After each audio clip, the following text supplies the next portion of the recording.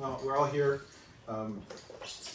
This is the first time we're doing this, and the reason why we're doing this is because we're anticipating further growth. And I wanted to kind of do this formally because we've been creating a lot of infrastructure for the business, for what we're doing, and for future potential growth, so that if we do it right from the beginning, it works out well. And this is all through the efforts of all of us, including you all, and your predecessors as well.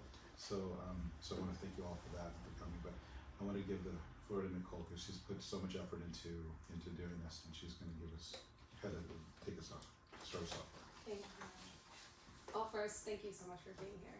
I know it's quite literally your job, but it's important that we're all present and aware of why we're here and what our actions amount to at the end of the day. So, like Dr. Castillo was saying, we're anticipating further growth, and so this centering, this grounding is going to be really important moving forward. So, thank you for your presence. It's nice to see all your faces too, because usually I'm working remote. So, to be all here together and to feel you, it's an honor. Thank you so much.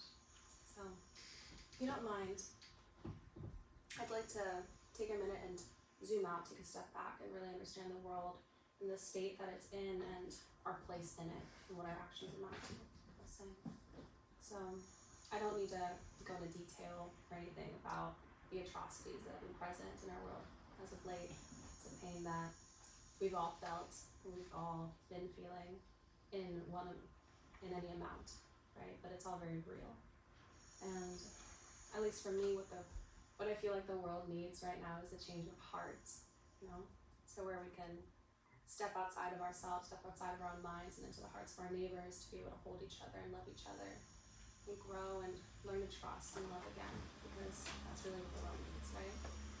So when I think about what it would take to create a world where our collective actions are coming from a place of love and not fear, scarcity, hate, all the things that do occur and have been occurring, a couple things come to mind. And we could sit here all day and theorize all of the ways that humanity needs to change in order to reach its next stage of evolution, in order to reach that new world. But really, for me, what I feel like it comes down to, what I feel like we're all here for, is the fact that we are human and we live in bodies. And that is just the fact of the matter, and will continue to be so as long as this race survives, right? And without those bodies, without the functionality and health of those bodies, no good can be brought forth. Nothing can be manifested without the modality of which to do so, right? So I feel that, and it's really why it's such a privilege to be here, because as a healthcare practice, as people that literally care for one of the most vital and intimate aspects of that body, of the functionality of that body, there's a whole lot of good that can be done here every day. And that transformation, the one that we need in the world, from depletion, from scarcity, from fear, from hate, from not feeling like you're enough, to one of longevity, vitality, love. We see that transformation every day. You see that transformation every day. You actually physically, very literally take part in that transformation every single moment of your day. Every patient, every damn smile. It's all here. And that's why I think this space is so important and so special. That's exactly why you are here and why we need you here. Each and every one of you has been obviously chosen because of your capacity to perform the duties of these positions, but more so because I know that we all want a better world. We all need a better world. And I know you all see that too. So with your help and with your presence and with your drives and your hearts, we are very actively bringing forth a new world. So I thank you so much on behalf of myself, the leadership team, the world, humankind as a whole. Seriously, thank you so much for your work. So, my name is Nicole Castillo.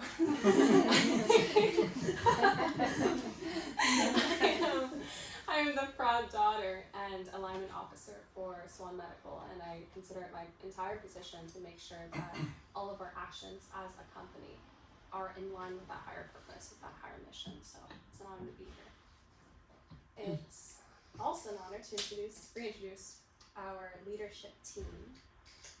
Next. Starting with the most brilliant mind that I have ever had the privilege of seeing working with a woman whose shown us that it's possible or what is possible in terms of transformation, not only because somehow she continues to age in reverse every single day, but because of the amount of love that she's created in this environment. And she saw this before any of us did. She saw exactly where we're going, and she continues to do so. So our artist, our visionary, our marketing director, Mrs. Gannicus, thank you so much for everything. Thank you.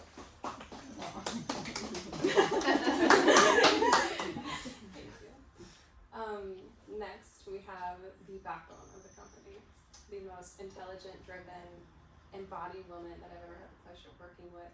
To see you work and see you lead is truly an honor, and we can all continue to learn so many things from you. So, our warrior, our practice manager, Mrs. Janice Wright, thank you so much. And last but not least, the man who started it all, who poured his blood, literal blood, sweat, and tears. I have been there for it. Literal blood, sweat, and tears. Stopped at nothing to bring forth the space that we're in. Accepted nothing less. Our rock, our mountain, the wind beneath our sails, all of the things. Our leader, medical director, founder, Dr. Peter Castillo, thank you for everything. So, with all that being said, this is going to take it from here. So we printed out little handbooks for you guys. And I'm going to start with our history. So founded by Dr. Peter A. Castillo in 2016, Swan Medical was born out of the clear necessity for knowledge and expertise in the field of intimate wellness, in a space where intimate concerns are dismissed or lack of treatment options leave patients without answers for issues labeled as taboo. We came to realize our model of care is seriously valuable and highly necessary for the evolution of the modern healthcare system as a whole.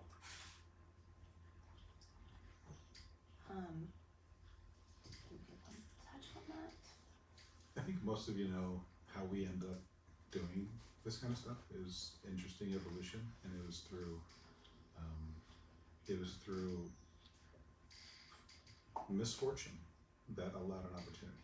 I mean, leaving the big ship, Kaiser, going from 0 to 0 overnight, meaning no referrals, 1 patient a week. Scary, but we had patients that came in and they felt obligated to tell me that it was time for them to go because I had to go see other patients. and I would encourage them to please stay. They had no one to talk to. But it opened a window and opportunity to hear them.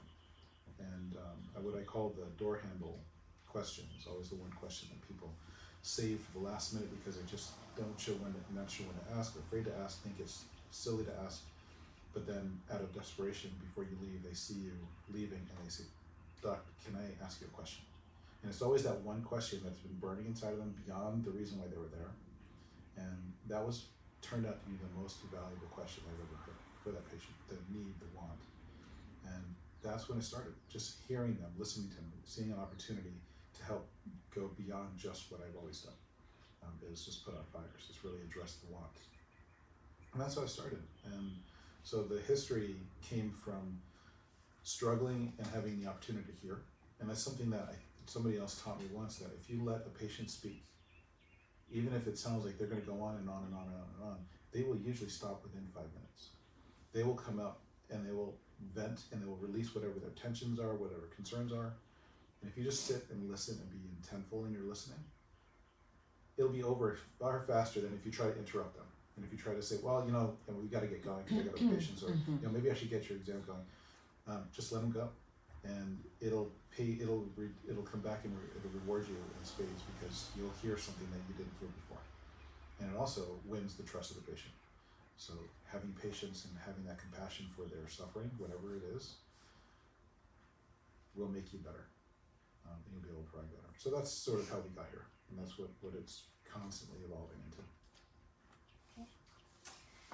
Our mission is to serve as an example of what is possible in healthcare by creating a medical space that prioritizes whole person, innovative, and intuitive care where all are treated with respect, dignity, and compassion. And I feel that starts with their phone call. It's all of us have to have respect, dignity, and compassion for the patients. And that starts with the person who answers the phone, the person that schedules them, the person that checks them in, the person that, rooms them, the nurse practitioner that they see, or Dr. Castillo. All of us have to embody, our values. Very, very much so. And our values are respect, dignity, integrity, and compassion. And that's something that we saw in all of you, in the interview process. And we felt that you aligned with our values, and that we, that you would treat our patients with respect, dignity, integrity, and compassion.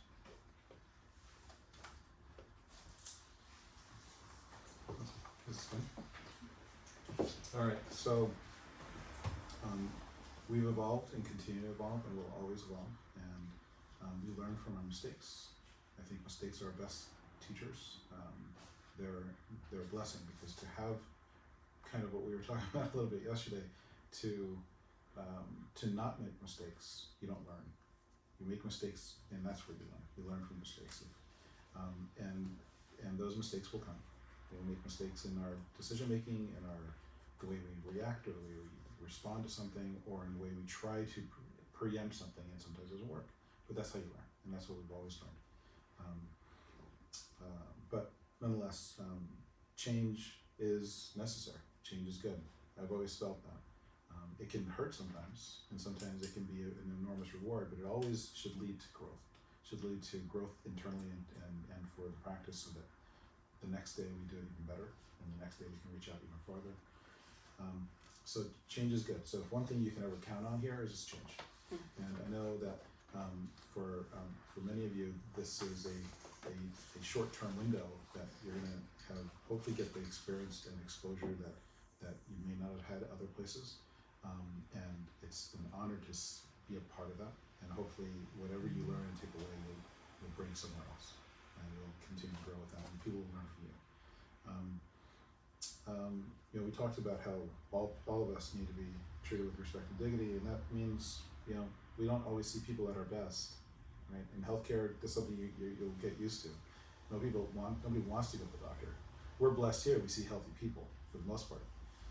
But either way, even if it's just the desires and concerns that they're here for, these intimate ones that aren't necessarily medical illness, disease states that they're in misery, but they are to some degree. So remember that to respect their autonomy, respect their that whatever their desire is, that is what their desire is, whether it's relatable or not, and then just protecting that space for them. Very important is that I think you've all heard me say that healthcare has become sort of a patchwork, or we're trained to be firemen. We put out fires, look for disease states, wait for people to get ill, they come in to see us at their worst, and then that's what we treat. And it's a noble profession, but it's also a reactive one. It's a reactive healthcare space that we've sort of been indoctrinated into. But I think we could do better. We all feel we could do better. Offering not just, truly, what's the concept of preventive care if not to actually prevent the disease? But our concept of preventive care is really subpar in the grand scheme right now. The world of functional medicine is a whole growing, enormous field. I am not a functional medicine specialist, but I do feel that we manage functional level care for the concerns that we do, and it'll continue to get better. And bringing on people like Remy that have that strong interest to foster that and grow that can change the way we deliver this beyond just our small world of this intimate wellness. But my point is that it's not just the needs, right? Most of the patients come here is because they want to feel better, they want to live better, they want to be more present at their job, at home, they want to be there's nothing wrong with it. That's actually admirable that they think that way, that they want to be better. So that preventative approach for them is the first step. We have to be able to meet them, right? So I think the desires are just as important as the needs. And that comes to what we follow in medicine is standards of care. Standards of care are through tons of experiences and expert opinion and research and determination of what is the best approach for addressing disease states and conditions. However, over time, medicine becomes more protocolized because we want to have a standard. But then it turns into best practices. Best practices are guidelines, and best practices are what we should be following so that we don't miss things and things that people don't fall through the cracks. But the problem is, best practices is an economic model. It's what works for most in the most efficient way that we can do it because healthcare is so expensive. But it doesn't necessarily mean it's the best way for everybody. And one size fits most is not always applicable to every patient, as you can tell. And which is why most of the patients that come to see us have fallen through the cracks. They've not being addressed. And for us, they're kind of very simple, in my mind, they're very simple problems to address, but they don't fit into the protocolized medicine model right now. So I think what we have to do and remember to do is, and this was my identity crisis when I started branching out into this, is realizing that I could do more by thinking outside the box and not just sticking to the cookbook, right? So if you do what's right for the patient, what is going to address their need and not just do the minimalist approach, you'll have a better outcome, and that patient will be markedly appreciative of it. And you'll create a downstream ripple effect for that patient and others in the same way. So it is a paradigm shift, what we're trying to do here. I'm not the only one. There's lots of people who are reaching and trying to find this. There's lots of people who want a better model, better healthcare model. But it starts small, starts with these small practices, starts with big practices that are really focused in it. Maybe we'll get there one day, but right now we're one patient at a time, one day at a time, 1 week at a time. And through the efforts of us, through you guys, I think it'll all happen, and it's happening. And yesterday was a representation, this week was a representation of how quickly things kind of grow. And how many patients did we see yesterday that we've impacted in a positive way that weren't being impacted before? I mean, it's humbling when I see that. When I see those patients, it just blows my mind. Anyway, so stigmas, dogmas, taboos, we embrace them because if it weren't for them, we wouldn't have a niche. Our niche is to let them come to the table and speak to us about their concerns, about their wants that don't necessarily fit the model, that don't fit what's acceptable to talk about. It's cultural, it's societal, it's individual. Some people for a variety of reasons. So we like to challenge them. There was actually here it is. I just listened to a speech by Steve Jobs yesterday. That was pretty, the commencement address. And there was this one line that just blew my mind. He said, "Do not be trapped by dogma, which is living with the results of other people's thinking." I felt that said it all. So those are sort of what guides us. Those are the principles that we follow, and we're trying, and of course they'll always evolve as we evolve. The culture is set within, and we try to kind of propagate that. And that's why now that you've all been here long enough, you kind of got a feel for what you hear. We brought you on because you did have those characteristics that we were looking for, that represent us, represent the clients, and have a desire for beyond just themselves and our own needs. So what we ask of you all and of us as well is what we bring every day to the patient, our attitude every day, and our efforts to be better every day for whatever we've done. Even if we've done really well, there's always a better way. And if we have that same mentality in whatever you do in life, you can't go wrong. You'll always find there's always a better way, a more efficient way, a safer way, that may or a simpler way to do things. And I wanted to kind of ask you guys if you think about the impact that we have on people. What we do on a day-to-day basis, we have an opportunity to have a positive impact on people since the moment we wake up in the morning till we go to bed at night. So outside of work, just like you do anywhere. And that positive impact on one person has a butterfly effect. You understand the butterfly effect? You know, the flapping wings of a butterfly on one side of the world creates a tidal wave on the other side of the world. So it's that ripple effect that we do. And I think we've seen it all when we treat the first person that comes in here because of their symptoms, their conditions, their worries, or whatever it is. They leave empowered. They leave with hope. They leave with a new sense of purpose that then they bring to work, and they bring to home, and they bring to their kids. And you know, those of you, when you're here long enough, you'll see couples that we've discovered that were not on the same page, and now they are. And so it's really empowering to see the ripple effect that we have beyond this. So I was really curious one day, after a long day, just like yesterday, I was laying on the desk just thinking, Jesus, how do we measure this success? I'm physically drained. Everybody else is probably crashed at home. And how do we measure success really in what we do? And it dawned on me and I don't know why I never thought of it, is when I'm treating the patient, I'm not treating the patient, I'm treating their family. I'm treating what comes beyond that. And so I thought about it and I started researching number of interactions per day. What does an average person see in a day? Who do they interact with every day? Believe it or not, there's lots of papers out there.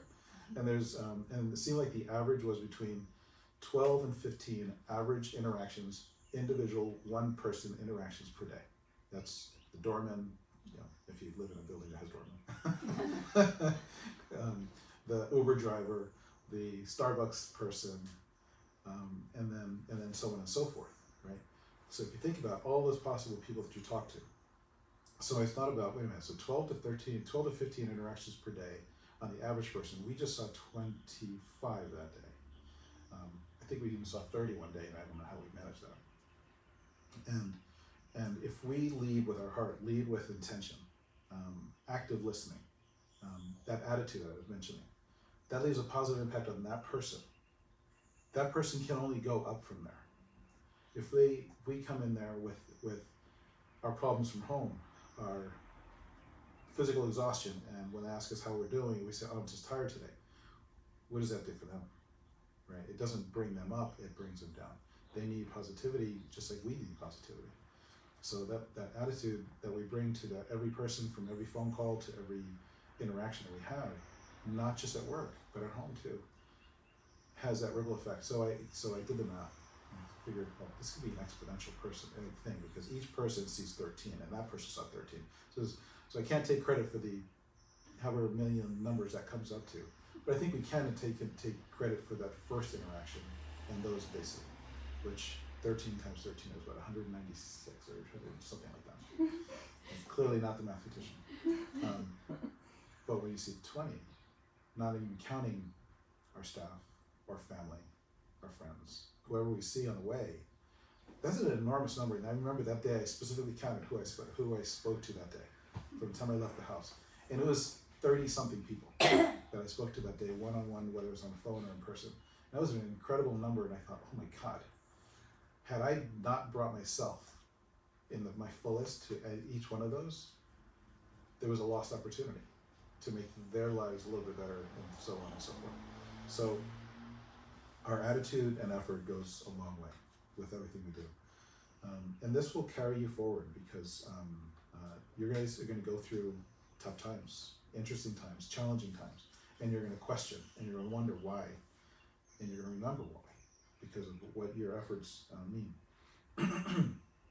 So, and then nowadays with masks and with this strange world we live in, we're losing, and with texting and with everything, we're losing that interpersonal connection, and we're losing that nonverbal communication. So what's left is your eyes. It's the only thing they can see. And if on the phone, you can tell the difference when you speak to somebody on the phone. You can tell when they're smiling on the phone because of their tone, because of their inflection. So those nonverbal communications matter. And with these masks, and we're forced to wear them here still, it's important that we smile with our eyes, right? So people see that our intent, our sincerity in whatever we do. I think that's that opportunity, right? To remember to do that. Isn't it called Smize? Is that what it's called? Smize. Oh, that's cute. I love that. Smile with your eyes. I love that. I didn't know that. So in any event, remember, when we interviewed a ton of people. I don't know how many people we interviewed. And it was hard because there's lots of great people. Some great people who couldn't make the cut just because of availability or their short timeline or some feature. And then others, it just didn't fit. And what we were looking for were people who understood that without us having to explain it. Because I think you all understand that. You've all been raised well. You have great backgrounds. You have strong histories, strong academics, and interests, and humility. I think that's one thing that we can't forget. And those who carry that, it's obvious. It's obvious when they interact with others.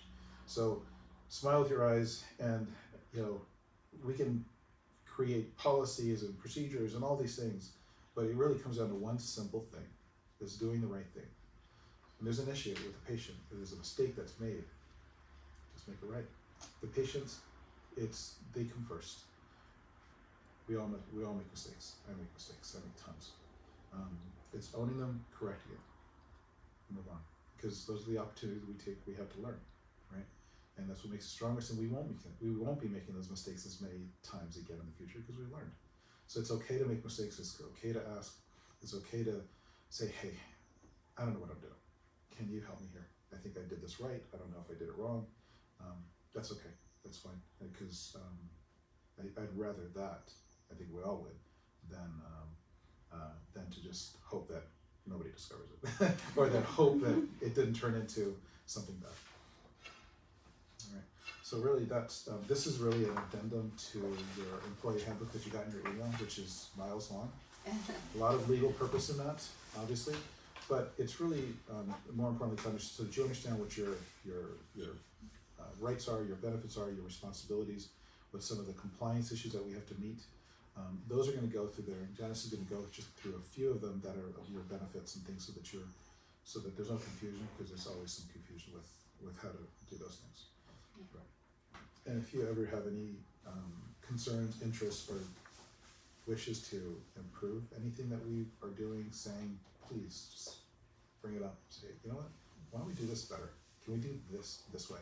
I think that would be better. And all of you do that. But I encourage you to always do it.